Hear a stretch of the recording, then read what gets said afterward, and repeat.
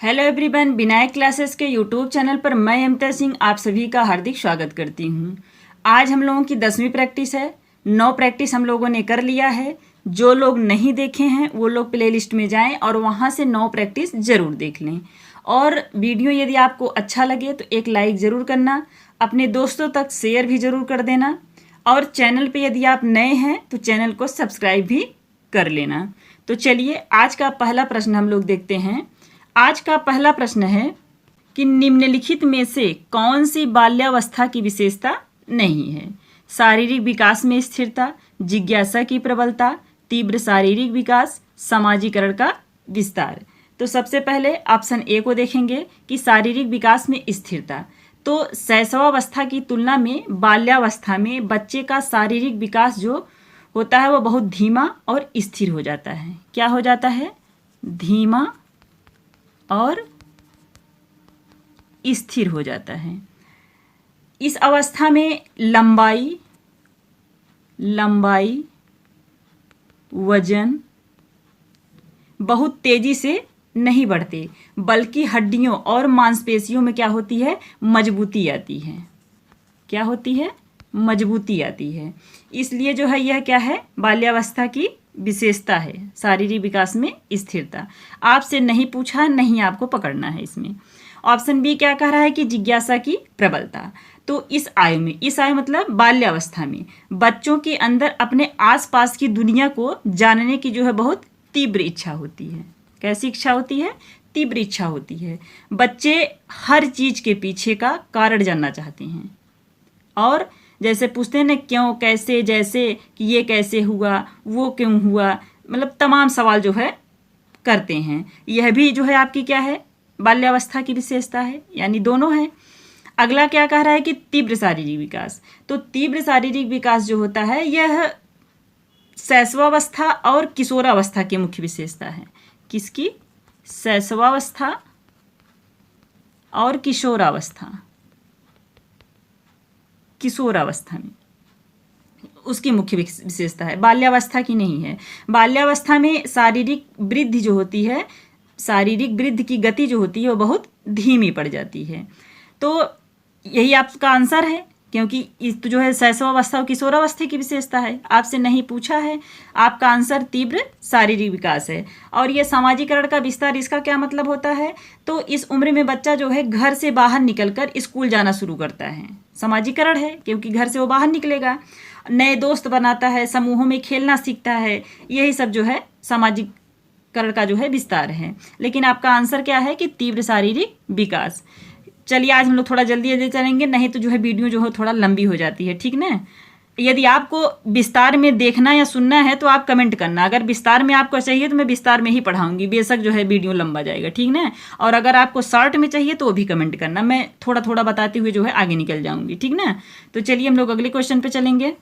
अगला क्वेश्चन है कि बाल्यावस्था के दौरान बच्चों के सीखने की प्रक्रिया में परिवार और समाज की भूमिका होती है। नगण्य, केवल प्राथमिक, निष्क्रिय, प्राथमिक और सक्रिय, दोनों। तो नगण्य क्या होता है? ऑप्शन ए नगण्य कह रहा है। तो नगण्य का मतलब होता है कि न के बराबर या बहुत ही कम। न के बराबर या बहुत ही कम। तो बच्चों के विकास और सीखने में परिवार और समाज की जो भूमिका होती है वह कभी भी नगण्य नहीं होती है। अगला है केवल प्राथमिक। तो केवल प्राथमिक जैसे इसका मतलब होता है कि केवल शुरुआत में ही भूमिका होना। वैसे केवल शब्द लगा है, वैसे भी कट गया ये, ठीक है, लेकिन मैं थोड़ा सा बता दे रही हूँ कि इसका मतलब होता है कि केवल शुरुआत में ही भूमिका होना, यानी परिवार बच्चे के समाजीकरण और सीखने का जो है प्राथमिक यानी पहला माध्यम जरूर है। पहला माध्यम जरूर है, लेकिन प्रश्न में परिवार के साथ समाज भी दिया है। परिवार और समाज की बात कर रहा है ना, तो समाज को भी शामिल किया गया है, केवल ये परिवार ही नहीं है, ठीक ना। इसलिए ये आपका जो है ऑप्शन गलत हो जाएगा। निष्क्रिय। तो निष्क्रिय का मतलब होता है कि सुस्त या बिना किसी प्रत्यक्ष प्रभाव के, यानी सीखने की प्रक्रिया में परिवार और समाज कभी भी निष्क्रिय नहीं होता है, ठीक ना। तो निष्क्रिय भी आपका गलत है। अगला कह रहा है कि प्राथमिक और सक्रिय दोनों। तो प्राथमिक यानी सबसे बुनियादी या पहला माध्यम। कौन सा? पहला माध्यम। और सक्रिय यानी लगातार प्रभाव डालने वाला।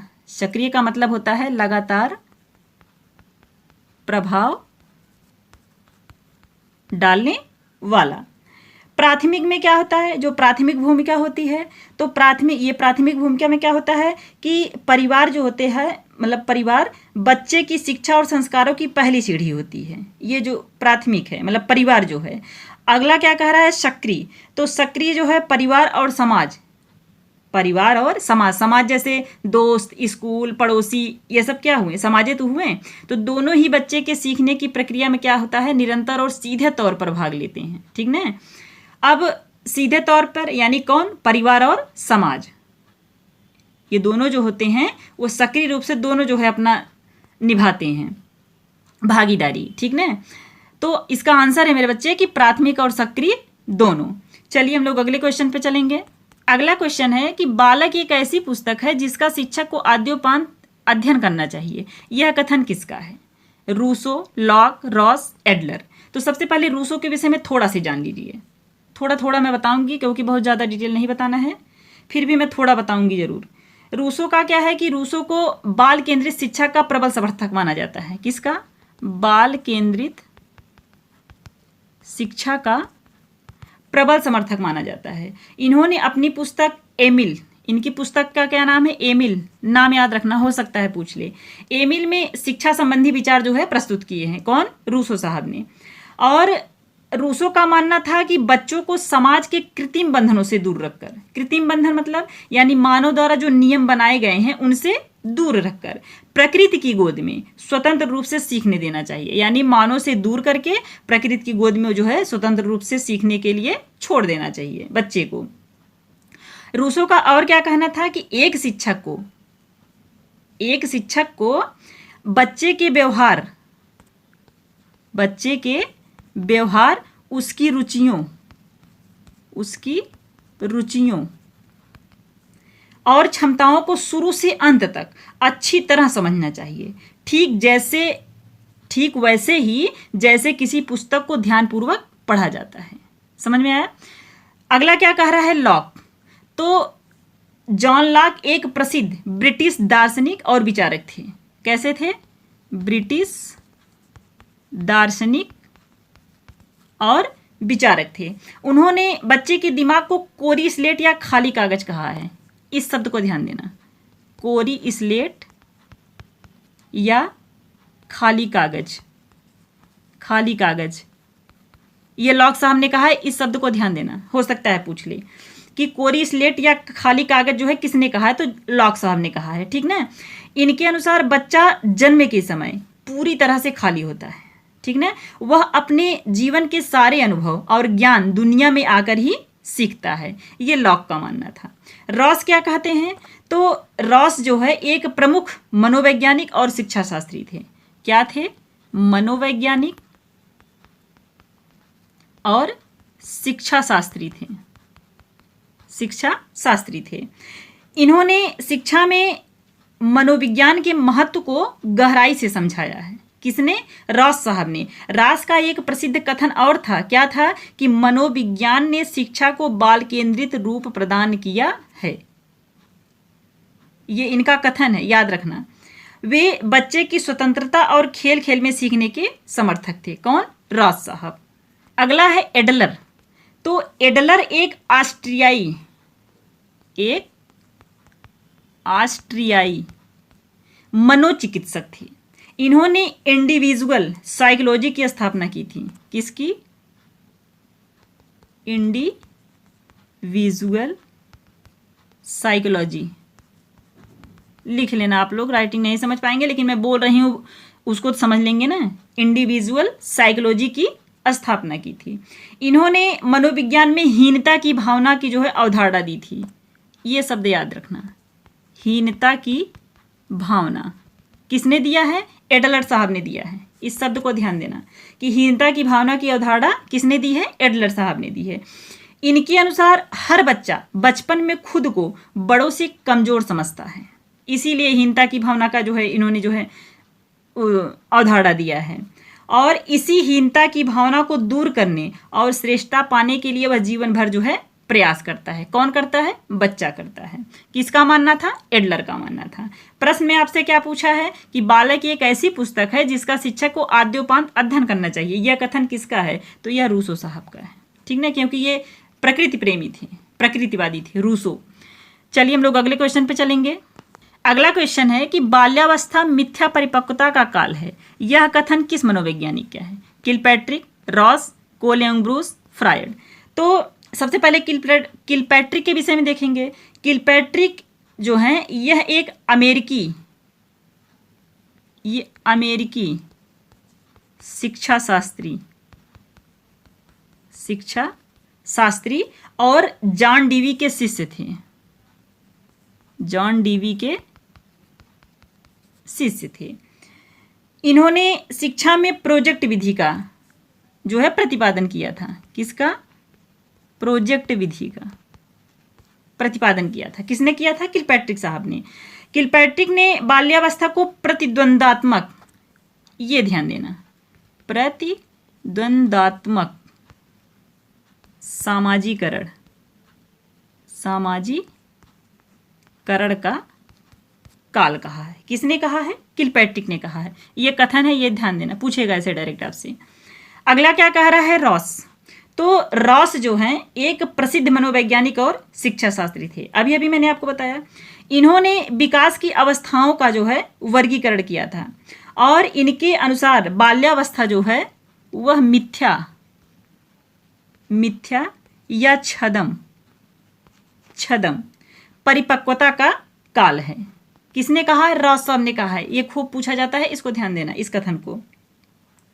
इस दौरान बच्चे जो होते हैं वो खुद को बड़ा और समझदार दिखाने की कोशिश करते हैं, ठीक ना, जबकि मानसिक रूप से वे अभी भी नासमझ होते हैं। तभी तो उनको कहा गया है मिथ्या या छद्म परिपक्वता का काल। किसने कहा है? रॉस साहब ने कहा है। अगला क्या है कि कोले-ब्रूस। तो कोले-ब्रूस बाल विकास के क्षेत्र में महत्वपूर्ण अध्ययनकर्ता के रूप में कार्य किया है, ठीक ना। इन्होंने बाल्यावस्था को जीवन का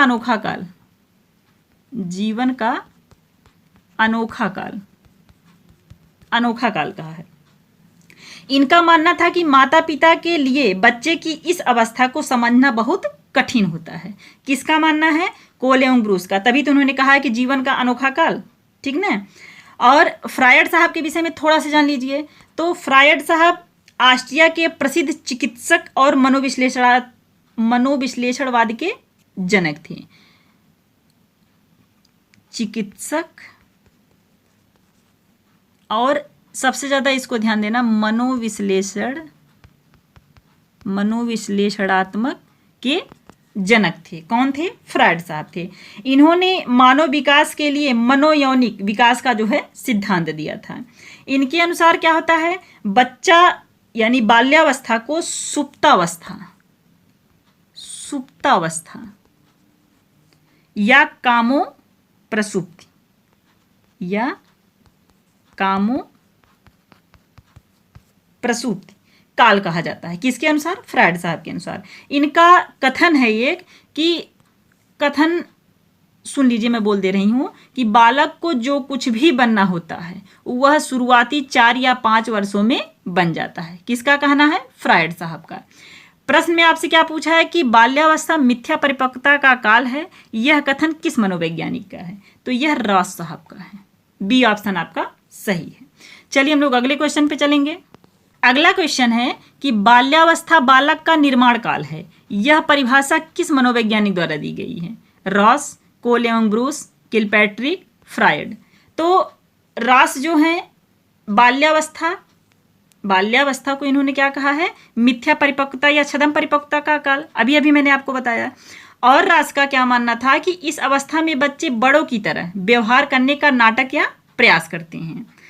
उन्हें लगता है कि वे पूरी तरह समझदार हो चुके हैं, लेकिन वास्तव में उनकी परिपक्वता झूठी या मिथ्या होती है। किसने कहा है? रॉस साहब ने कहा है। अगला क्या है कि कोले-ब्रूस। इनका कथन क्या है? तो बाल्यावस्था जीवन का, सुन लीजिए मैं बोल दे रही हूं, बाल्यावस्था जीवन का या संवेगात्मक विकास का अनोखा काल है। बाल्यावस्था जीवन का या संवेगात्मक विकास का अनोखा काल है। और इनका क्या मानना था, यानी कोल एवं ब्रूस का और क्या मानना था कि इस काल में बालक के भीतर कई नए नए संवेग उत्पन्न होते हैं। इन संवेगों में आ रहे बदलावों को समझना माता पिता और शिक्षकों के लिए एक बड़ी चुनौती होती है, या एक बड़ी चुनौती है। किसका मानना था, कोल एवं ब्रूस का। अगला क्या कह रहा है कि किलपैट्रिक, तो किलपैट्रिक का कथन क्या था, बाल्यावस्था प्रतिद्वंदात्मक समाजीकरण का काल है। अभी अभी मैंने आपको बताया है, इसको ध्यान देना कि बाल्यावस्था प्रतिद्वंदात्मक समाजीकरण का काल है। और किलपैट्रिक का क्या मानना था कि इस उम्र में बच्चे समाज के नियमों को सीखते हैं। वे अपने हम उम्र साथियों, हम उम्र मतलब एक उम्र के लगभग 1-2 साल का अंतर रहे, और क्या एक ही उम्र के थोड़ी रहेंगे, मतलब 9 साल के हैं तो 9 साल के सब लोग नहीं, थोड़ा मोड़ा अंतर रहेगा उसमें। हम उम्र साथियों के साथ हर काम में प्रतिस्पर्धा या होड़ करने लगते हैं, जैसे कंपटीशन, एक दूसरे जो है कंपटीशन करते हैं कि मतलब हम आपसे आगे निकलेंगे, वही चीज होता है प्रतिस्पर्धा।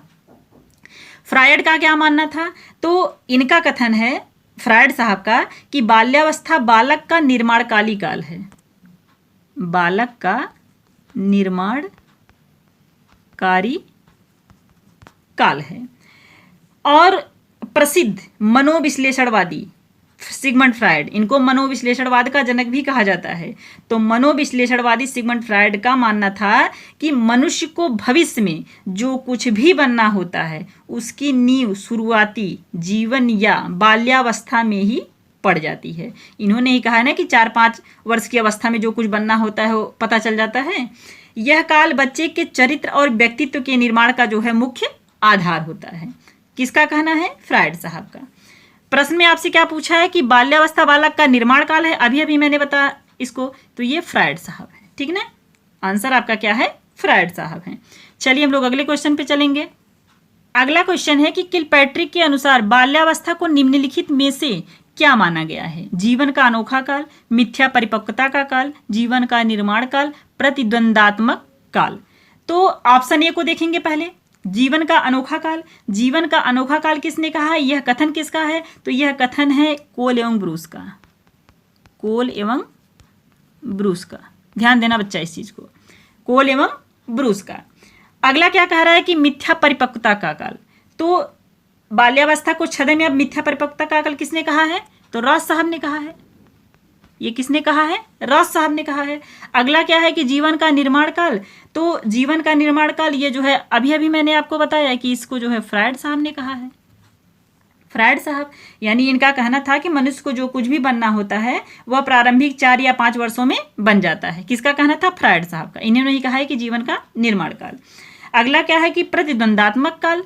तो प्रतिद्वंदात्मक काल यह जो है किलपैट्रिक के अनुसार है। किसके अनुसार है, किलपैट्रिक के। और बाल्यावस्था को प्रतिद्वंदात्मक समाजीकरण का काल माना है। किसने माना है, किलपैट्रिक साहब ने माना है। इनके अनुसार इस अवस्था में बच्चों के भीतर सामाजिक विकास के दौरान प्रतिद्वंदिता और प्रतियोगिता की भावना का बहुत अधिक तेजी देखी जाती है, यानी होड़। कहने का मतलब इनके अंदर कंपटीशन ज्यादा रहता है, ठीक ना। पूछा किसके अनुसार है, किलपैट्रिक के अनुसार, तो प्रतिद्वंदात्मक काल है। डी आपका आंसर सही है। चलिए हम लोग अगले क्वेश्चन पे चलेंगे। अगला क्वेश्चन है कि बाल्यावस्था में शिक्षक कार्य करते समय शिक्षकों को मुख्य रूप से किस बात का ध्यान रखना चाहिए, केवल कठोर अनुशासन, केवल सैद्धांतिक ज्ञान का, बालकों की रुचि का, रटने की प्रवृत्ति का। तो केवल कठोर अनुशासन, केवल शब्द लगा है वैसे भी आपका गलत है। लेकिन इसमें क्या होता है कि आधुनिक शिक्षा शास्त्र में कठोर अनुशासन को नकारात्मक माना जाता है। केवल कठोर दिया है तो वैसे भी ऑप्शन गलत है, आगे चलते हैं। केवल सैद्धांतिक ज्ञान का केवल शब्द दिया है, ये भी गलत है। सैद्धांतिक में क्या होता है कि केवल किताबी या सैद्धांतिक ज्ञान देने से बच्चों का व्यावहारिक और सर्वांगीण विकास नहीं होता है, मतलब एक किताबी ज्ञान से लगभग होता है सैद्धांतिक ज्ञान का जो होता है। अगला क्या कह रहा है कि बालकों की रुचि का, इसको थोड़ा सुनेंगे। बालकों की रुचि का यानी बाल्यावस्था में बच्चे जिज्ञासु होते हैं। क्या होते हैं, जिज्ञास, हर चीज जानने की इच्छुक होते हैं कि क्या चीज कैसे हो रहा है, ठीक ना। इस अवस्था में शिक्षण को प्रभावी और आनंददायक बनाने के लिए शिक्षकों को बच्चों की आवश्यकताओं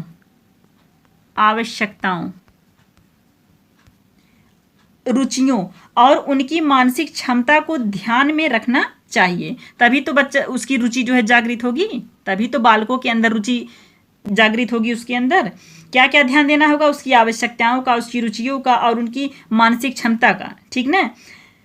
इसे बाल केंद्रित शिक्षा भी कहा जाता है, बाल केंद्रित शिक्षा भी कहा जाता है, ठीक ना। अगला क्या, आपका आंसर यही है खैर, बालकों की रुचि का। अगला क्या कह रहा है कि रटने की प्रवृत्ति का, तो रटने के बजाय आप जो है उसके अंदर समझ विकसित करिए, रटने के बजाय समझ को विकसित करिए। आंसर आपका क्या था? बालकों की रुचि का। चलिए हम लोग अगले क्वेश्चन पे चलेंगे। अगला क्वेश्चन है कि बाल्यावस्था में निम्नलिखित में से कौन सी शिक्षण विधि बच्चों की स्वाभाविक प्रवृत्ति और रुचि के सबसे अधिक अनुकूल होती है? व्याख्यान विधि, खेल विधि, केवल रटन विधि, दंड प्रणाली। तो व्याख्यान विधि क्या होता है? व्याख्यान विधि में बच्चा तो निष्क्रिय रहता है, मतलब टीचर जो होता है यानी अध्यापक जो होता है वह सक्रिय रहता है, सक्रिय रहता है, बच्चा निष्क्रिय रहता है। क्या रहता है? निष्क्रिय रहता है। यह व्याख्यान विधि जो है उच्च कक्षाओं के लिए सही रहता है, लेकिन छोटे बच्चों के लिए नहीं, ठीक ना। इसमें क्योंकि बच्चा बिल्कुल जो है निष्क्रिय हो जाता है व्याख्यान विधि में, तो ये आपका ऑप्शन है नहीं। अगला कह रहा है कि खेल विधि। खेल विधि में क्या होता है कि बच्चों को खेल खेल में शिक्षा दी जाती है। किसके माध्यम से? खेल खेल के माध्यम से शिक्षा दी जाती है, जिससे सीखना स्वाभाविक और आनंददायक होता है। बच्चा खूब आनंद से उसको सीखता है। अरे भाई, बच्चे को खेलने को मिल रहा है तो बच्चा खूब जो है आनंद में रहता है, खुश रहता है, और उसमें जो है जो जो आप सिखाएंगे बच्चा हर चीज़ उसको सीखेगा। और बाल्यावस्था में बच्चों की स्वाभाविक प्रवृत्ति जो होती है वह खेलने, खोजने और सक्रिय रहने की होती है। बच्चा हर चीज़ उसमें जानने की इच्छुक होता है, खोजता है कि यह चीज़ कैसे हो रहा है, क्या हो रहा है, मतलब हर चीज़ जानने के लिए वो पॉजिटिव रहता है, एकदम सक्रिय रहता है, ठीक ना। और इसमें जो होता है खेल खेल विधि में बच्चों का शारीरिक, मानसिक, सामाजिक और संवेगात्मक विकास प्राकृतिक रूप से होता है, ठीक ना। अगला क्या कह रहा है कि केवल रटन विधि। अभी अभी मैंने बताया कि रटन विधि को हटा करके ऐसे भी गलत है ये, तो वहाँ जो है समझ को विकसित करिए। बच्चे के अंदर समझ होनी चाहिए, रटन विधि नहीं कि उसको रट्टा मरवा दीजिए आप, नहीं। दंड प्रणाली विधि क्या होता है? तो दंड प्रणाली विधि में जैसे डरा धमकाकर, शारीरिक या मानसिक दंड देकर, अनुशासित करके पढ़ाने का जो है प्रयास किया जाता है दंड प्रणाली में। ये भी ऑप्शन जो है आपका निगेटिव है, ये भी निगेटिव है, ये भी निगेटिव है, ये भी निगेटिव है। आपका पॉजिटिव क्या है? खेल विधि। आपका आंसर क्या है? खेल विधि, ठीक ना। चलिए हम लोग अगले क्वेश्चन पे चलेंगे। अगला क्वेश्चन है कि यदि किसी शिक्षक को बाल्यावस्था में प्रायोगिक या विज्ञान के विषयों को आसानी से समझाना है तो उनके लिए सबसे उपयुक्त विधि कौन सी है? प्रयोग प्रदर्शन विधि, अनुकरण विधि, आगमन विधि, विश्लेषण विधि। तो थोड़ा सा इसमें जो है समय आप देंगे, इसको समझेंगे। प्रयोग प्रदर्शन विधि क्या होता है? तो प्रयोग प्रदर्शन विधि में शिक्षक कक्षा के सामने स्वयं किसी प्रयोग को करके दिखाते हैं। क्या करते हैं? करके उसको दिखाते हैं, और साथ ही साथ उसके पीछे के सिद्धांतों को बोलकर समझाते हैं। जैसे मैं आपको जो है बोलकर समझा रही हूँ, लिख तो पा नहीं रही हूँ, लेकिन मैं बोल के आपको जो है उसको समझा रही हूँ। बाल्यावस्था में बच्चे देखकर और सुनकर यानी दृश्य श्रव्य माध्यम से सबसे तेजी से सीखते हैं, यानी उसको देखते भी रहें और सुनते भी रहें। यह अमूर्त वैज्ञानिक विचारों को उनके सामने मूर्त रूप में लाती है। कहने का मतलब है कि कोई अमूर्त चीज है जिसको वह नहीं देख रहे हैं, लेकिन आप उसको अगर करके दिखा मतलब समझा रहे हैं तो वो चीज लग रहा है कि उनके सामने वो चीज मौजूद है, वो चीज है। इससे बच्चों में जिज्ञासा पैदा होती है। जिज्ञासा मतलब वो जानने की इच्छुक होते हैं। जब आप उनको दिखा करके हर चीज करेंगे तो उनको ये होगा कि ये कैसे हो रहा है, ये कैसे हो रहा है, उनके अंदर जिज्ञासा पैदा होगी, ठीक ना।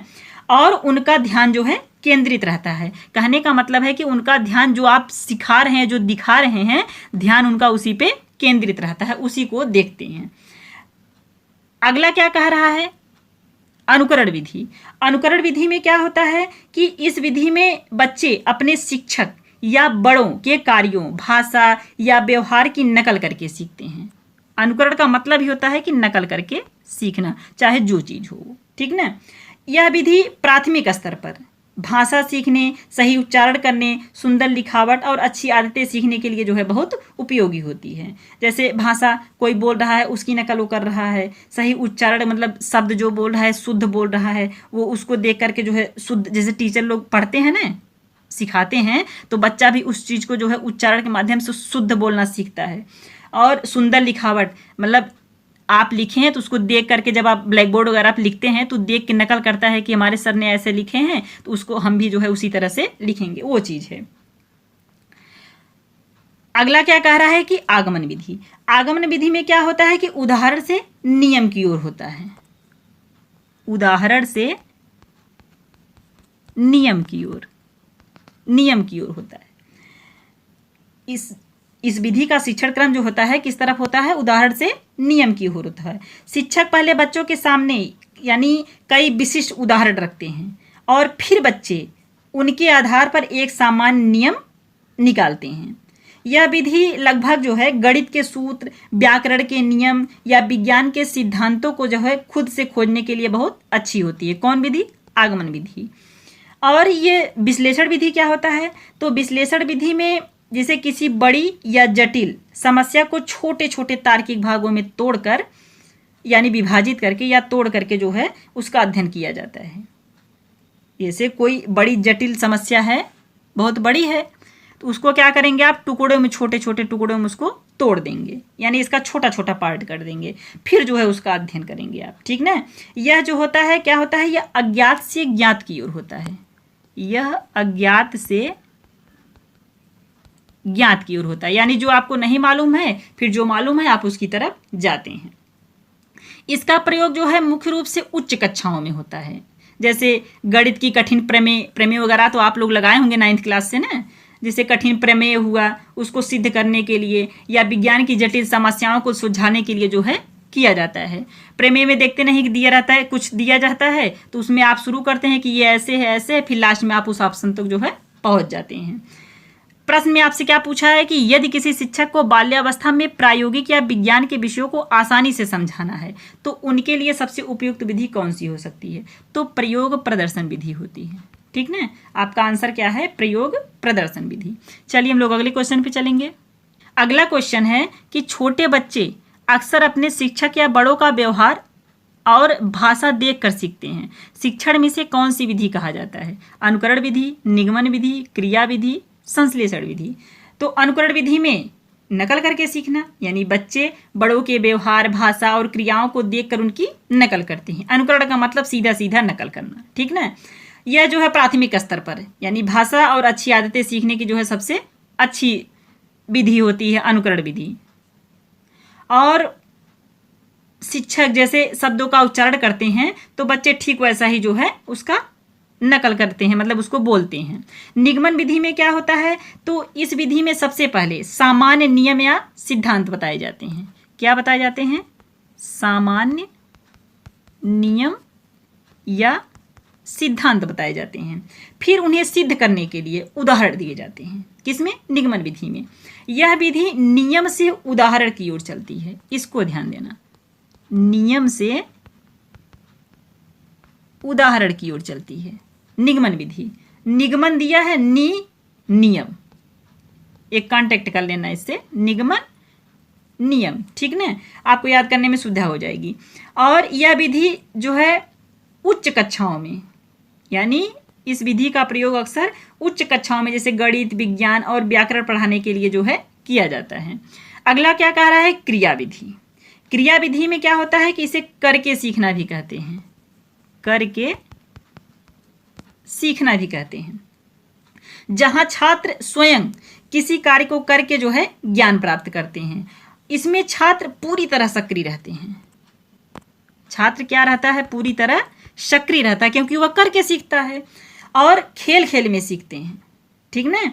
जैसे विज्ञान का कोई प्रयोग स्वयं करके देखना, विज्ञान का जो आप लोग प्रैक्टिकल वगैरह करते थे, मान लो, खैर आप लोग तो बड़े क्लास में किए होंगे, लेकिन छोटे बच्चों को भी थोड़ा थोड़ा सिखाया जाता है, ठीक ना, क्रिया विधि करके जो है। अगला क्या कह रहा है कि संश्लेषण विधि। संश्लेषण विधि में क्या होता है कि छोटी छोटी जानकारियों या टुकड़ों को जोड़कर एक संपूर्ण रूप तैयार किया जाता है, यानी छोटे छोटे टुकड़ों को उसका एक जो है संपूर्ण बना दिया जाता है। यह विधि अंश से पूर्ण की ओर, अंश से पूर्ण की ओर या ज्ञात से अज्ञात की ओर, ठीक ना, चलती है। जैसे हिंदी में आपने पहले वर्ड क्या सीखा, क, फिर क्या सीखा, ख, फिर क्या सीखा, ग, ऐसे आप सीखते हैं ना। फिर बाद में आपने उन्हें जोड़कर शब्द में बनाना सीखा। अब शब्द में कैसे सीखा, पहले ये सब आपने सीखा था, क ख ग घ सब होता है ना। तो इसमें जैसे आपने क सीखा था, फिर आपने जो है म सीख लिया था, फिर आपने ल सीख लिया था, फिर आपने इसको ज्वाइंट कर दिया तो ये हो गया कमल। ये हो गया आपका संश्लेषण विधि, यानी छोटे छोटे टुकड़ों को जोड़ करके एक संपूर्ण तैयार कर देना, ठीक ना। प्रश्न में क्या पूछा है आपका कि छोटे बच्चे अक्सर अपने शिक्षक या बड़ों का व्यवहार और भाषा देखकर सीखते हैं। तो देखकर सीखते हैं यानी अनुकरण करके सीखते हैं, यानी अनुकरण विधि। ऑप्शन ए आपका सही है। चलिए हम लोग अगले क्वेश्चन पे चलेंगे। अगला क्वेश्चन है कि आगमन और निगमन विधि का मुख्य उपयोग बालकों में क्या विकसित करने के लिए किया जाता है। केवल शारीरिक विकास, रटने की क्षमता, दूसरों की नकल करने की आदत, तार्किक और विश्लेषणात्मक सोच। ऑप्शन ये क्या कह रहा है कि केवल शारीरिक विकास। केवल शब्द लगा दिया, वैसे भी गलत है, फिर भी मैं थोड़ा सा आपको बता दे रही हूं कि शारीरिक विकास के लिए खेलकूद, व्यायाम और सही पोषण की आवश्यकता होती है, न कि इन शिक्षण विधियों की, ठीक ना। आगमन और निगमन शिक्षण की मानसिक विधियां होती हैं। आगमन और निगमन जो होती है वो शिक्षण की मानसिक विधियां होती हैं, मानसिक विधियां होती हैं। आगमन, इनका संबंध जो है मस्तिष्क, चिंतन और बुद्धि से है। मस्तिष्क, चिंतन और बुद्धि से होता है। किसका, आगमन और निगमन का। इसलिए केवल शारीरिक, ये तो ऐसे भी गलत हो गया। रटने की क्षमता, अभी अभी मैंने आपको बताया कि रटने की बजाय आप जो है समझ को विकसित करिए, ठीक ना, ये भी ऑप्शन हटाइए आप। अगला कह रहा है कि दूसरों की नकल करने की आदत। तो नकल करना एक अनुकरण की प्रक्रिया है। किसकी प्रक्रिया है, अनुकरण की। कई बार आप लोगों ने पढ़ा, जिसमें बच्चा बिना अपना दिमाग लगाए दूसरों के व्यवहार को दोहराता है। आगमन और निगमन विधियां बच्चे को स्वतंत्र रूप से सोचने, सवाल करने और निष्कर्ष निकालने के लिए प्रेरित करती है। आगमन और निगमन विधि जो होती है, यह विधि बच्चों को आत्मनिर्भर विचारक बनाती है, न कि दूसरों की नकल करने वाला, ठीक ना। आगमन और निगमन विधि जो होती है। अगला क्या कह रहा है कि तार्किक और विश्लेषणात्मक सोच। अब तार्किक और विश्लेषणात्मक सोच जो है आगमन विधि, इसमें आगमन और निगमन विधि है।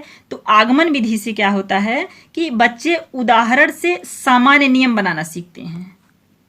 उदाहरण से सामान्य नियम बनाना सीखते हैं, इसको ध्यान देना।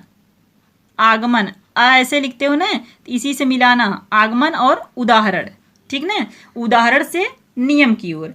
इसमें क्या होता है कि इससे विश्लेषण क्षमता बढ़ती है। ये जो विश्लेषणात्मक सोच है, तो विश्लेषणात्मक क्षमता जो है वह आगमन विधि से आती है।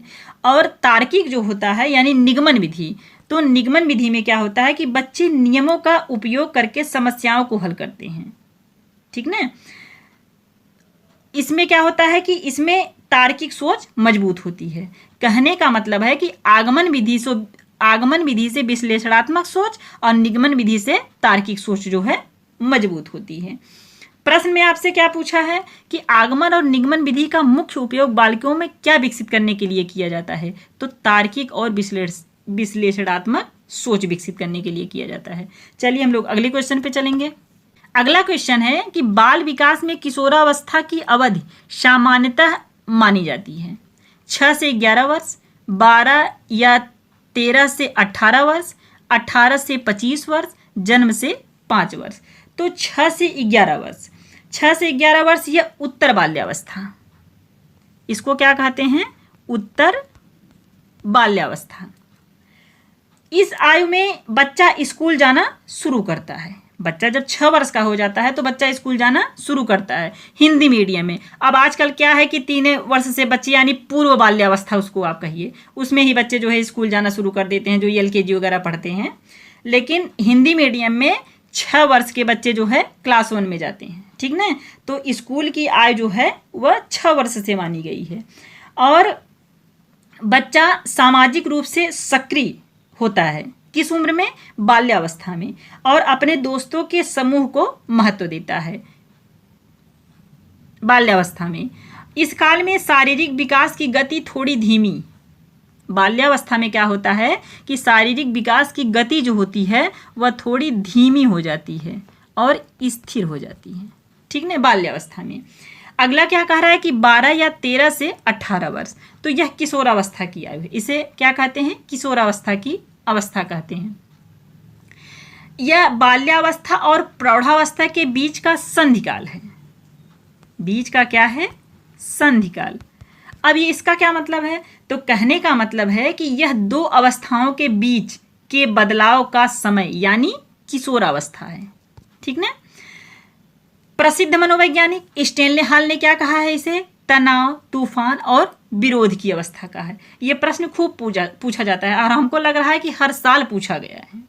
स्टेनले हॉल का जो ये इन्होंने दिया है परिभाषा कि तनाव, तूफान और विरोध की अवस्था है। इस अवस्था में क्या होता है कि तीव्र शारीरिक,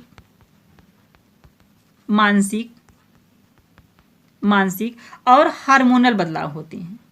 किशोरों में अपनी पहचान और भविष्य को लेकर जो है चिंताएं बढ़ती हैं। किस अवस्था में? किशोरावस्था में। अगला क्या कह रहा है कि 18 से 25 वर्ष, तो 18 से 25 वर्ष यानी 18 से जो है आपका ये प्रौढ़ावस्था की शुरुआत हो जाती है या युवावस्था कहिए। प्रौढ़ावस्था की शुरुआत कहिए चाहे युवावस्था कहिए, ठीक ना।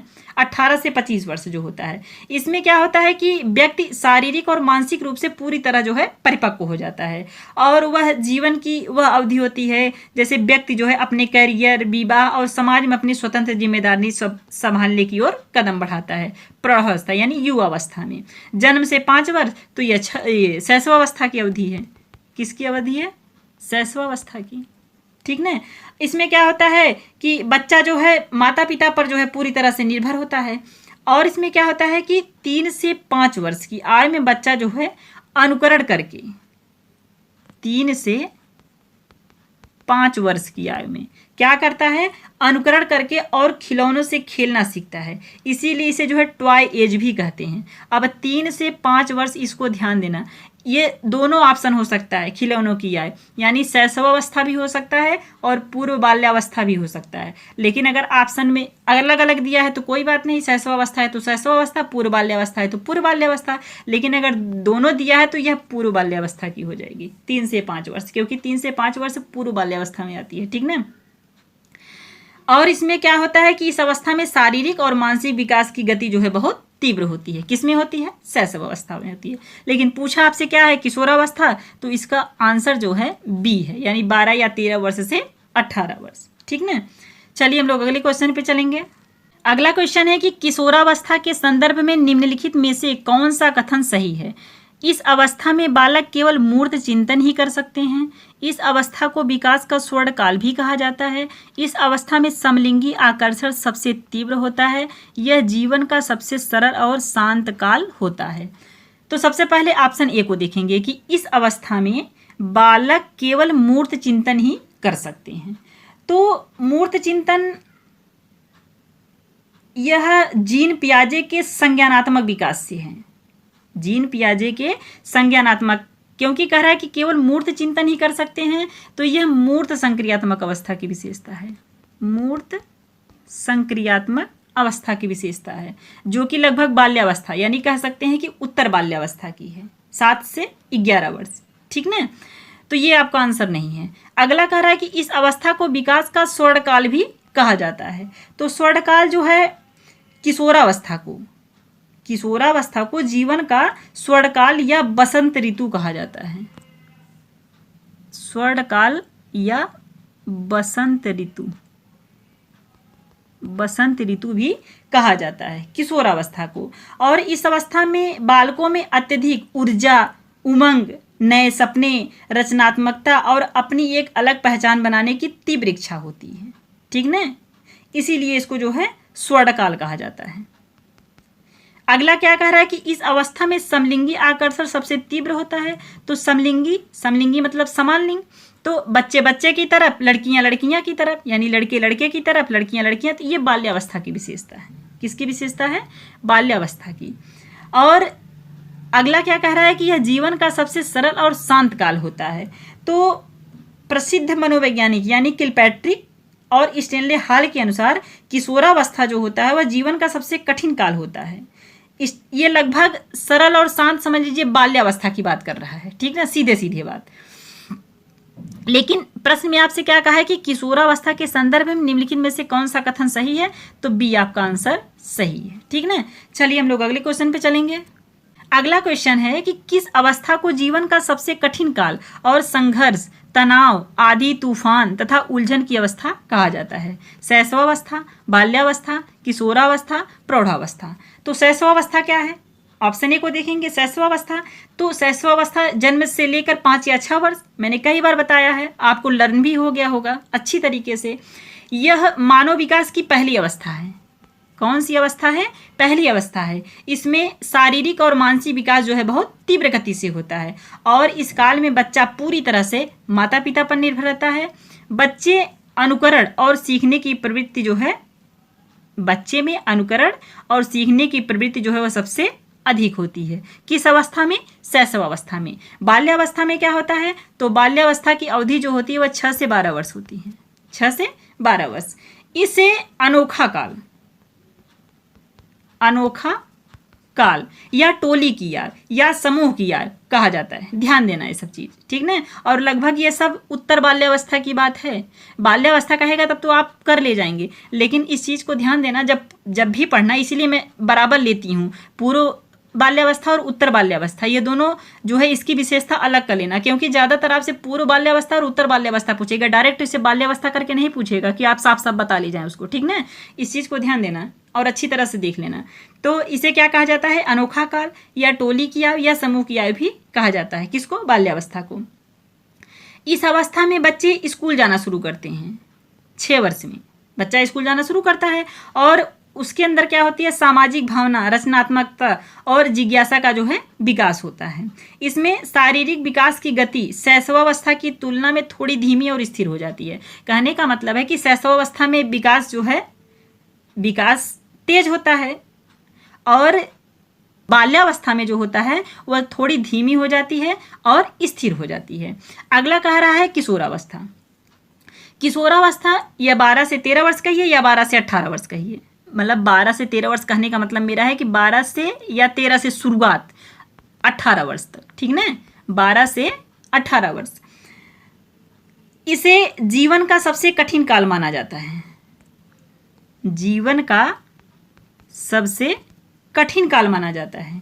इस दौरान तीव्र हार्मोनल और शारीरिक बदलाव होते हैं। किसमें? किशोरावस्था में, जिसके कारण किशोरों में मानसिक और संवेगात्मक अस्थिरता देखी जाती है। वे अक्सर अपने भविष्य यानी करियर और समाज में अपनी पहचान को लेकर उलझन में रहते हैं, ठीक ना, अपने पहचान की कोशिश करते हैं, पहचान करने की मतलब खोज की। अगला क्या कह रहा है कि प्रौढ़ावस्था। तो प्रौढ़ावस्था जो है 18 से 59 वर्ष, 18 से 59 वर्ष कहिए चाहे मृत्यु पर्यंत कहिए, क्योंकि 60 वर्ष से जो है वृद्धावस्था की शुरुआत हो जाती है, तो साफ साफ शब्द में 18 से 59 वर्ष कहिए, ठीक ना। इस अवस्था में व्यक्ति जो है शारीरिक, मानसिक और संवेगात्मक रूप से जो है पूरी तरह क्या हो जाता है? परिपक्व हो जाता है, ठीक ना। व्यक्ति अपने करियर, परिवार और सामाजिक जिम्मेदारियों में जो है जिम्मेदारियों को क्या करता है? वह संभालने लगता है। यह जीवन की सबसे लंबी और आत्मनिर्भर अवस्था होती है, प्रौढ़ावस्था जो होती है। प्रश्न में लेकिन आपसे क्या कह रहा है कि संघर्ष, तनाव, तूफान तथा उलझन की अवस्था है, यानी जीवन का सबसे कठिन काल है, तो यह जो है आपका किशोरावस्था है। आंसर आपका क्या है? किशोरावस्था। चलिए हम लोग अगले क्वेश्चन पे चलेंगे। अगला क्वेश्चन है कि एडोलसेंस शब्द की उत्पत्ति लैटिन भाषा के एडोलसरे से हुई है, जिसका अर्थ क्या है? शारीरिक वृद्धि, सामाजिक समझ का विकास, परिपक्वता का विकास, मानसिक मंदता। तो शारीरिक वृद्धि क्या होती है? शारीरिक वृद्धि, इसका मतलब या इसका संबंध जो है शरीर के अंगों के आकार, भार, लंबाई और बनावट में होने वाले बाहरी और आंतरिक बदलावों से होता है। शारीरिक वृद्धि में। शारीरिक वृद्धि को सीधे तौर पर मापा या तौला जा सकता है, ठीक ना। और यह वृद्धि एक निश्चित आयु यानी वयस्कता तक पहुंचने के बाद रुक जाती है, वृद्धि जो होती है, लेकिन विकास कभी रुकती नहीं है, ये भी ध्यान देना। अगला क्या कह रहा है कि सामाजिक समझ का विकास। तो इसके अंतर्गत व्यक्ति जो होता है वह समाज के नियमों, परंपराओं, संस्कृति और मूल्यों को सीखता है। किसके अंतर्गत? सामाजिक के अंतर्गत। उनके अनुसार व्यवहार करना शुरू करता है। किसके अनुसार? सामाजिक के अनुसार। इसके माध्यम से व्यक्ति दूसरों के साथ संबंध बनाना, समूह में काम करना,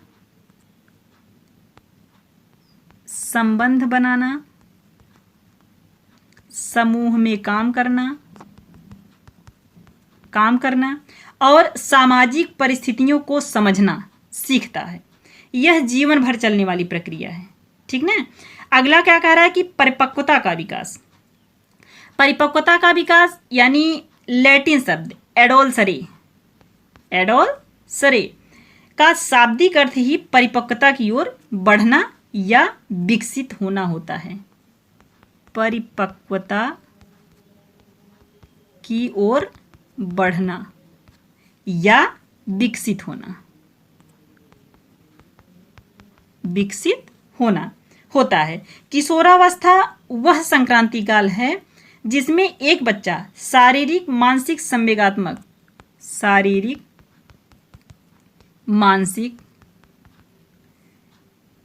संवेगात्मक और सामाजिक रूप से पूरी तरह परिपक्व होने की दिशा में आगे बढ़ता है। परिपक्वता का विकास। अगला क्या कह रहा है कि मानसिक मंदता। तो यह एक ऐसी स्थिति है जिसमें व्यक्ति की बौद्धिक क्षमता मतलब सोचने, समझने, सीखने और निर्णय लेने की क्षमता जो है सामान्य से कम होती है। मानसिक मंदता मतलब वैसे भी कम होती है। इसके कारण जो है व्यक्ति को अपनी दैनिक गतिविधियों को करने या अपनी उम्र के अन्य लोगों की तरह ढलने में जो है कठिनाई हो सकती है, ठीक ना। यह किसी विकास का सूचक नहीं है बल्कि एक विकासात्मक विकार है। मानसिक मंदता जो होता है वह एक विकासात्मक विकार होता है। प्रश्न में आपसे क्या कहा है कि एडोलसेंस शब्द की उत्पत्ति लैटिन भाषा के एडोलसरे से हुई है, जिसका अर्थ क्या होता है? तो परिपक्वता का विकास होता है, ठीक ना। तो चलिए हम लोगों का प्रश्न यहीं खत्म होता है। वीडियो यदि आपको अच्छा लगा हो तो एक लाइक ज़रूर करना और अपने दोस्तों तक शेयर ज़रूर कर देना, एक कमेंट भी करना। और यदि आप इसको मतलब नए आए हैं, इस वीडियो को पहली बार देख रहे हैं, तो चैनल को सब्सक्राइब भी कर लेना ताकि जो भी वीडियो अपलोड किया जाए वो आपको जो है आसानी से मिल सके। तो चलिए अब हम लोग अगले वीडियो में मिलेंगे, तब तक के लिए मेरे बच्चे बाय बाय।